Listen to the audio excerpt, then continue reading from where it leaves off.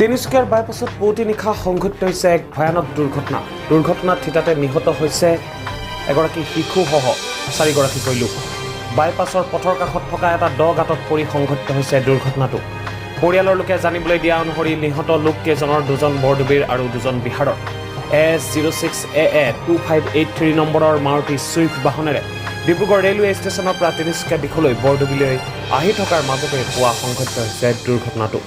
নিহত লোককেইজন বৰডুবিৰ মোহন শ্বাহ, মণ্টু শ্বাহ আৰু বিহাৰৰ অৰ্থগুপ্তা, ৰাজেশ গুপ্তা। 16 নৱেম্বৰত বৰডুবিৰ মোহন শ্বাহৰ কন্যাৰ বিবাহৰ দিন ধাৰ্য কৰিছিল আৰু সেই বিবাহলৈ বিহাৰৰ পৰা পৰিয়ালৰ লোক অহাৰ সময়তে সংঘটিত হৈছে দুৰ্ঘটনাটো। ইতিমধ্যে ঘটনাস্থলীত স্থানীয় আৰক্ষী উপস্থিত হৈ মৃতদেহ উদ্ধাৰ কৰি মৰণোত্তৰ পৰীক্ষাৰ কাৰণে তিনিচুকীয়া অসামৰিক চিকিৎসালয়লৈ প্ৰেৰণ কৰাৰ লগতে উদ্ধাৰ কৰিছে বাহনখন। স্থানীয় লোকৰ অভিযোগ অনুসৰি উক্ত স্থানত ইয়াৰ পূৰ্বেও সংঘটিত হৈছে কেইবাটাও পথ দুৰ্ঘটনা। বাইপাছ পথ নিৰ্মাণৰ সময়ত এয়া পাতি থৈছে এক মৰণ স্থান।